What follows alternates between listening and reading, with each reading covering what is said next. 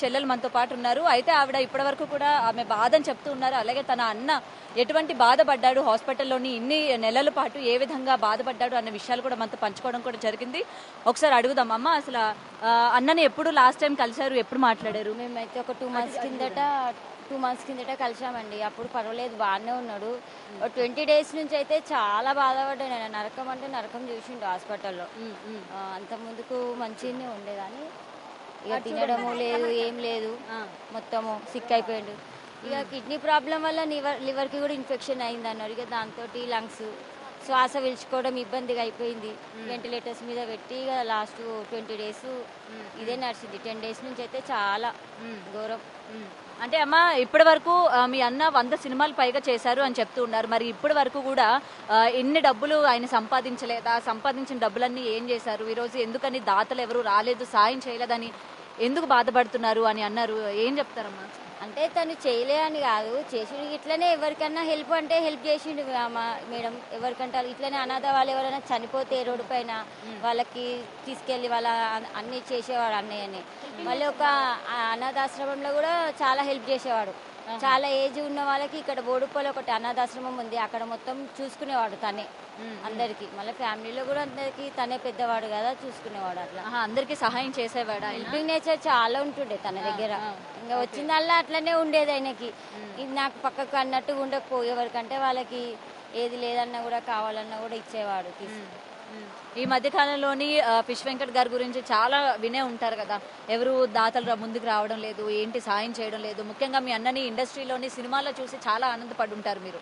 రేపొద్దున ఏదైనా కష్టం వచ్చిందంటే వస్తారు, ఆదుకుంటారు అని చెప్పి. ఈ రోజు ఇండస్ట్రీ నుంచి కావచ్చు, లేకపోతే ఆయన వర్క్ చేసిన తోటి యాక్టర్స్, యాక్ట్రెస్లు కావచ్చు, ఎవరు కూడా రాని పరిస్థితి కనిపిస్తుంది. ఇవాళ ఇండస్ట్రీ గురించి ఏం చెప్తారు? ముఖ్యంగా ఇన్ని ఏళ్ళు మీ అన్న ఇండస్ట్రీ నమ్ముకొని ఉన్నాడు కాబట్టి ఏం చెప్తారు? ఇంకా చేసినారు, వాళ్ళ వంతున వాళ్ళు సాయం చేసినారమ్మా. చేయలేరని మొత్తం అని అనలేము ఎవరిని. ఇక తనకి హెల్త్ ఇష్యూస్ ఉన్నాయి కాబట్టి ఇక అలా జరిగింది. ఇంకా మనం దానికి కూడా ఏం చెప్పలేము కదా. ఇంకా తను కొంచెం లివర్ ప్రాబ్లమ్ అయిపోయాయి, మళ్ళీ కిడ్నీలతోటి ఒక 4 years నుంచి బాధపడుతుండు తను. 9 months కిందట కొంచెం కవర్ అయ్యిండు. ఇక మళ్ళా ఫ్రెండ్స్ కలవడము అంతా, ఇక మళ్ళీ అట్లా కలవడం వలన ఇక మళ్ళీ అలవాట్లు అవ్వడము కొంచెం, ఇక మళ్ళీ ఫస్ట్ స్టేజ్కి వచ్చింది. ఓకే అమ్మ, ఇలాంటి టైంలో అడగకూడదు. ఈ మధ్య కాలంలోని ఫిష్ వెంకట్ గారికి వేరే ఫ్యామిలీ కూడా ఉంది అని చెప్పి చాలా మంది బయట మాట్లాడడం కూడా జరిగింది. ఏమంటారు? ఇక అది ఎప్పుడో మాట మేడం, మా వరకు అయితే తెలియదు. ఎందుకంటే ఇలాంటి పరిస్థితుల్లో కూడా ఆయన కుటుంబ సభ్యులు, ఆయన కుటుంబం గురించి మీరు తెలుసుకోవాలి. ఆయనకి ఇంతకు ముందు ఒక పెళ్లి అయింది, 2 ఫ్యామిలీలు ఉన్నాయి. అంటే ఇలాంటి పరిస్థితుల్లో కూడా ఇలాంటి మాటలు ఆడడం అన్నది ఎంతవరకు కరెక్ట్ అంటారు? ఇంకా 2 ఫ్యామిలీలు అనేది అయితే తెలియదు మేడం ఇప్పటి వరకు అయితే. మాకు తెలిసింది ఇది ఒక్కటే ఫ్యామిలీ, మా పెద్దొద్దునే, మా పెద్ద అన్నయ్య.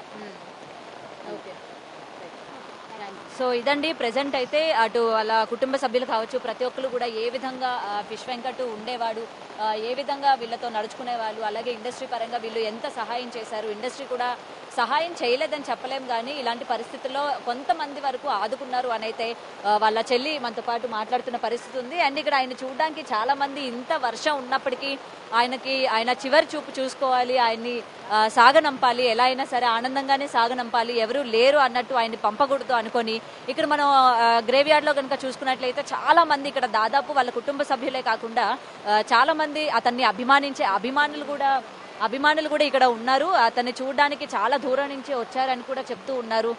మరి ఇక్కడ మనం చూస్తూ ఉన్నాం కదా, ఎంతమంది కుటుంబ సభ్యులే కాకుండా అభిమానులు కూడా ఇక్కడ చాలా మంది వచ్చి నిల్చున్న పరిస్థితి కనిపిస్తుంది.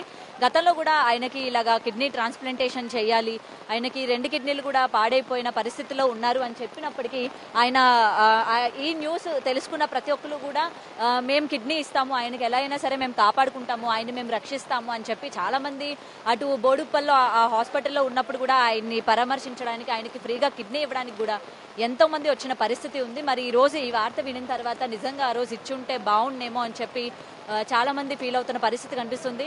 అండ్ ఇక్కడ మరి కొంతమంది ఉన్నారు, వాళ్ళ కుటుంబ సభ్యులు ఉన్నారు, అలాగే అతన్ని అభిమానించే అభిమానులు కూడా ఉన్నారు. వాళ్ళతో కూడా ఒకసారి మాట్లాడే ప్రయత్నం కూడా చేద్దాము. ఎందుకంటే ఇలాంటి పరిస్థితి ఒక్కసారి మనం కనుక చూసుకున్నట్లయితే ఎవరూ లేకుండా అయిపోయింది. చివరి క్షణాల్లోని ఎవరూ కూడా రాలేదు. ఇవాళ మనం చూస్తూ ఉన్నాం ఇండస్ట్రీలో ఎంతో మంది అగ్రతారలుగా ఎదిగిన వాళ్ళందరూ కూడా చిట్ట చివరికి ఏ విధంగా అయిపోతున్న పరిస్థితి మనం చూస్తూ ఉన్నాము. అయితే ఫిష్ వెంకట్కి సంబంధించి ఆయన సంపాదించిన డబ్బులన్నీ కూడా ఏం చేశారు, ఎక్కడ పెట్టారు, కొన్ని కోట్లల్లో ఆయన సంపాదించే ఉంటారు కదా, దాదాపు 100 నుంచి 150 సినిమాల వరకు యాక్ట్ చేశారంటే చిన్న విషయం కాదు. ఈ మధ్య కాలంలో ఒక యాక్టర్ ఒక మూవీ చేసి మళ్ళీ రెండో సినిమాకి కనిపించాలంటేనే పెద్ద గగనం అని చెప్పుకోవచ్చు. మళ్ళీ అలాంటి పరిస్థితుల్లోని 100కు పైగా గుర్తింపు తెచ్చుకునే క్యారెక్టర్స్ చేసిన ఆయన ఈరోజు ఈ విధంగా ఉండడం అన్నది మేము జీర్ణించుకోలేకపోతున్నాము అని చెప్పి అతని కుటుంబ సభ్యులు కావచ్చు, లేకపోతే అతని అభిమానులు కావచ్చు, చాలా మంది మాట్లాడుతున్న పరిస్థితులే మనం ఇక్కడ చూస్తూ ఉన్నాము. అయితే ఇక్కడ ఆడ మగ చిన్న పెద్ద తేడా లేకుండా ప్రతి ఒక్కరు కూడా అతన్ని చివరి చూపు చూసుకోవడానికి ఇక్కడికి చాలా మంది తరలి వచ్చారు. ఇక్కడ ముఖ్యంగా మనం మెచ్చుకోదగ్గ విషయం ఏంటంటే ఇటు గబ్బర్ సింగ్ టీం మనతో పాటు చాలా మంది వర్క్ చేస్తారు. కానీ మన చివరి క్షణాల వరకు వచ్చేది కొంతమంది అనుకోవడంలోని ఏమాత్రం కూడా సందేహం లేదు. అలాంటి వ్యక్తుల్లోని ఈరోజు గబ్బర్ సింగ్ టీం ఒకరు కూడా అని చెప్పొచ్చు. ఎందుకంటే స్టార్టింగ్ ఆయన హాస్పిటల్ దగ్గర నుంచి ఈరోజు ఆయన ఆఖరి పరిస్థితి వరకు కూడా అతనికి అండగా ప్రతి ఒక్కరు కూడా ఇవాళ నిలబడ్డారు. ప్రతి ఒక్కరు కూడా మేమున్నాము నీ వెంట అని చెప్పి ఆయనకి సంతాపం తెలియజేస్తున్నారు.